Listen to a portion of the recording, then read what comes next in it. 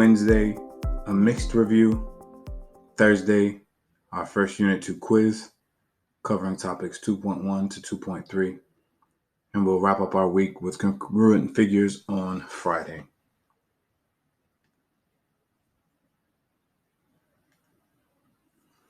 Next week, we'll begin Monday and Tuesday with dilations. Wednesday, similar figures. Thursday, perimeters and the area of similar figures. Friday, we'll wrap up the week with a mixed review. Good morning, ladies and gentlemen. As always, make sure that you pause the video and copy this into your notes. Again, make sure you pause the video here and copy this into your notes. Remember, for congruent figures, it occurs when one figure can be obtained from the other by a sequence of rigid motions. When we have congruent figures, they have the same size and same shape. Same size and same shape. What is a rigid motion? A rigid motion is a transformation that preserves or keeps length and angle measure. Translations, reflections, and rotations are rigid motions. So what we're saying is that translations, reflections, and rotations result in congruent figures. If I perform a translation, a reflection, or a rotation, the result is a congruent figure.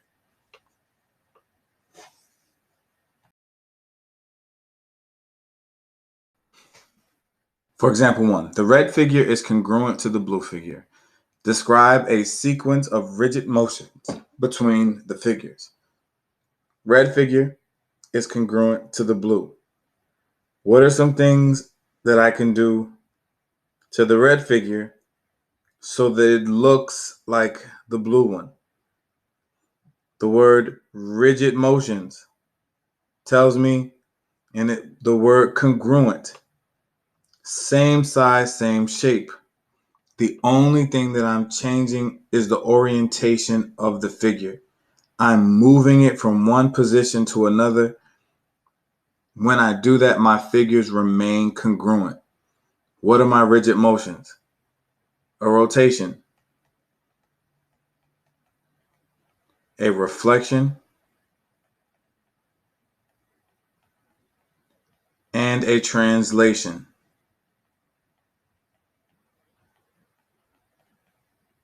On yesterday's quiz, many of you asked with pictures that weren't graphed. How do I know? I don't understand if it's a rotation.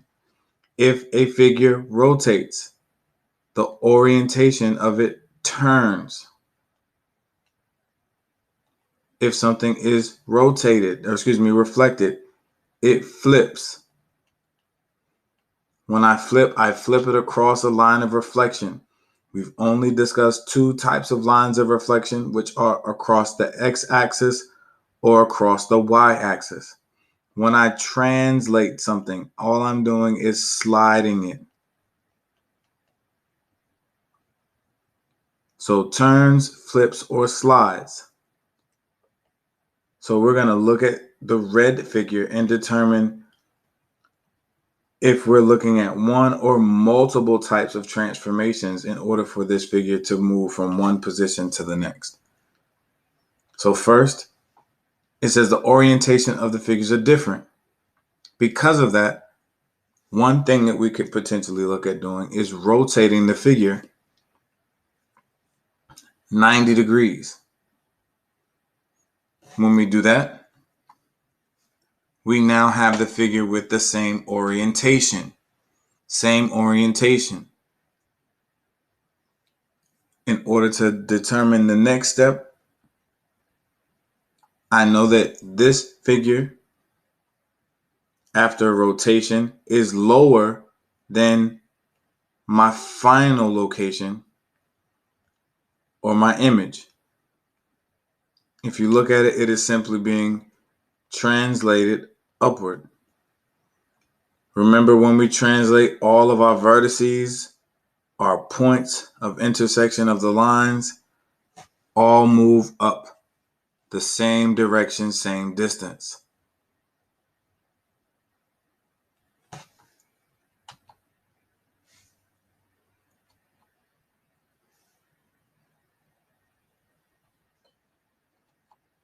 So one possible sequence of rigid motions to rotate the red figure, is to rotate the red figure 90 degrees counterclockwise. And again, clockwise moves in the hand of a clock. Counterclockwise goes in the opposite direction. 90 degrees is a measure of one quadrant. So I'm moving from one quadrant to the next, 90 degrees. And then I'm moving my points up 4. Starting point, end point, 1, 2, 3, 4. And all of my values will move up 4. 1, 2, 3, 4.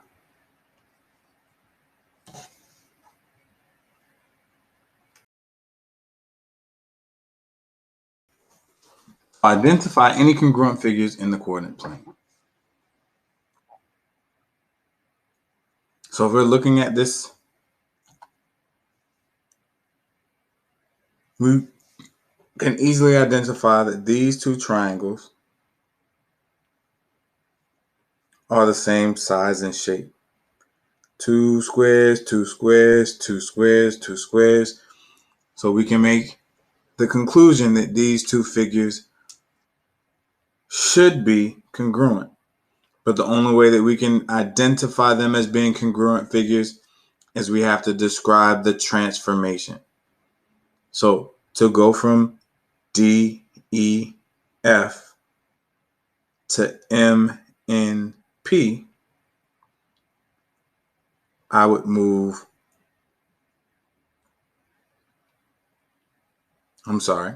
D, E, F, M, N, P moves to here.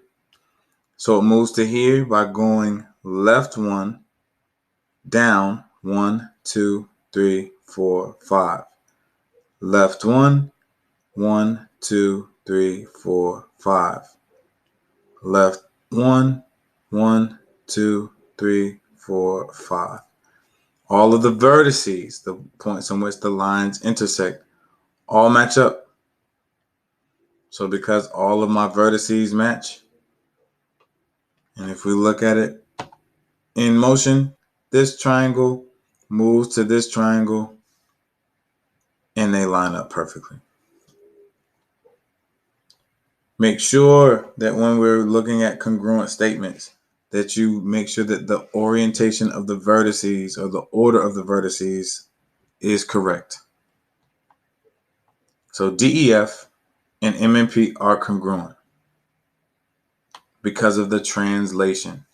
Remember, in order to say two things are congruent, the only way that we get congruence is by performing a series of rigid motions, which is saying that you have to include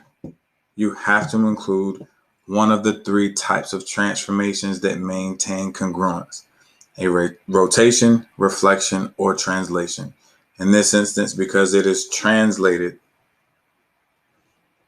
the figures are congruent. So it says ABC is a reflection across the x-axis. These two figures are being reflected.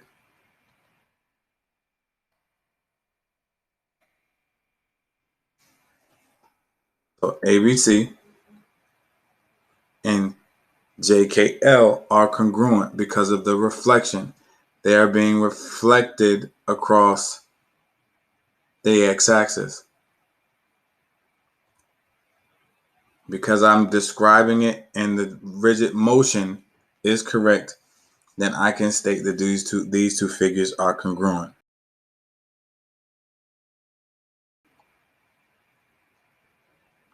Last example. Using the buttons, we want to be able to discuss the transformation that we see.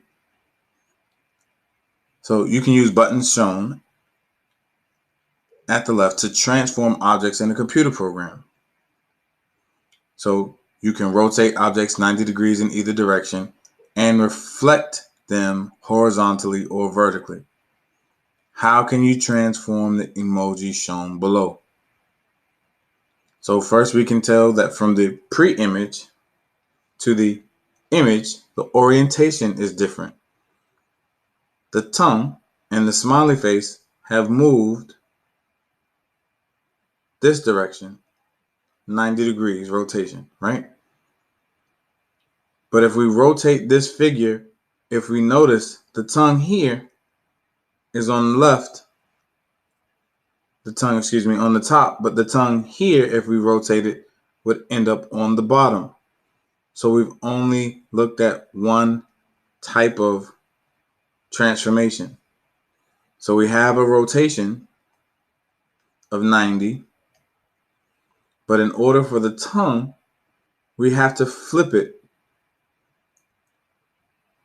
In order to look at the flip from here down to here, the only way that that happens is by reflecting across the x-axis, which is a horizontal reflection.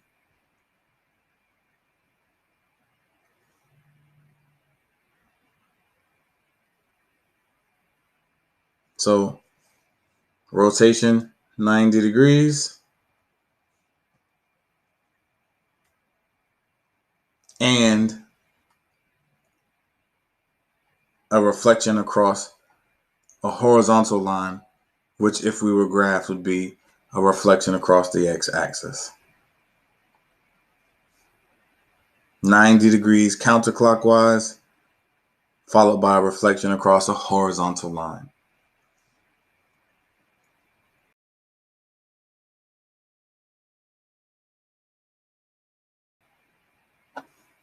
Last example.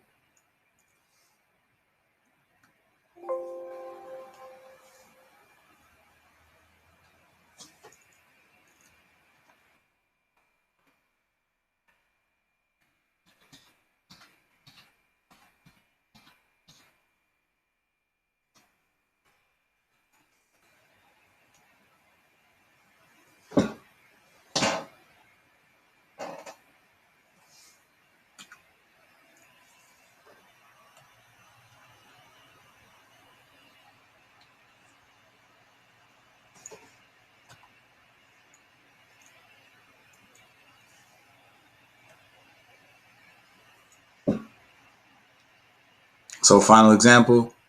So you have the vertices of a triangle as A, B, and C at the points 2, -4, 4, -3, and 4, -1. If you translate the triangle 3 units to the left and up 2 units, then rotate the triangle 270 degrees clockwise about the origin, what are the coordinates of the image? We have two transformations, translation and rotation. When we have multiple transformations, transformation 1 is prime. Transformation 2 is just double prime. So we go from A to A prime to A double prime. Transformation 1, transformation 2.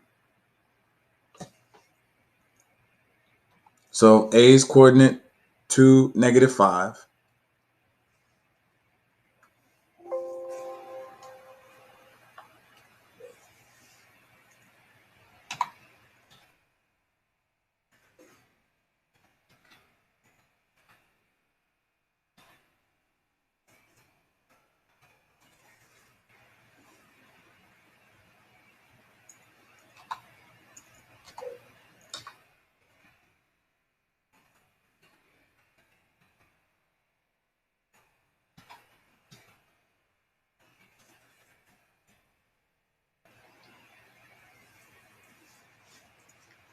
So in this example, we have a triangle with the vertices of 2, -5, 4, -2, and 1, -1. Translating the triangle, left 3 units, up 2 units, then rotating 270 degrees, which is 3 quadrants, clockwise about the origin. What are the coordinates of the image? What are the coordinates of the image? Pre-image.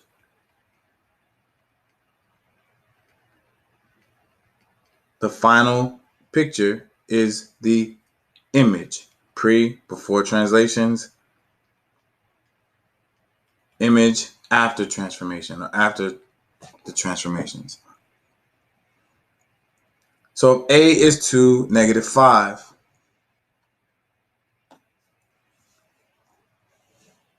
we go from A to A prime. 1, 2, 3 to the right, or excuse me, to the left, and up 2. All of the points are moved the same number of spaces. We now have A prime. So from green to yellow.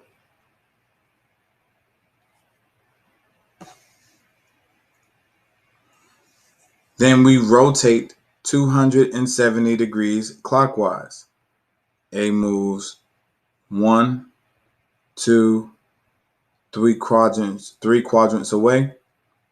And remember, we said if we move away 3 quadrants, X and Y switch.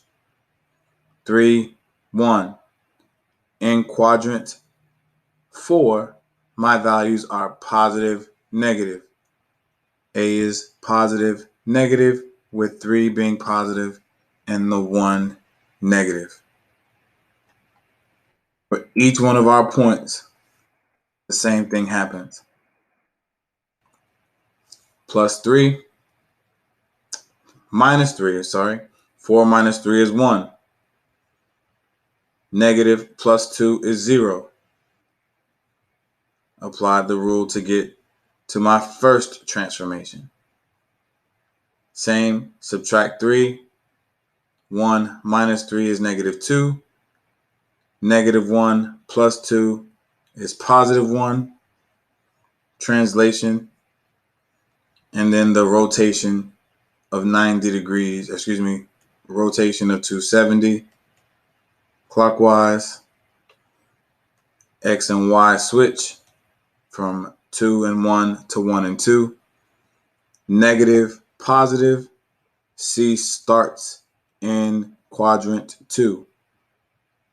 If I rotate 3 quadrants away, 1, 2, 3, it ends up in quadrant 3. Negative, negative is my answer. And so the idea with rigid transformations is that no matter what, as long as I'm performing one of these 3 types of transformations, my figures remain congruent.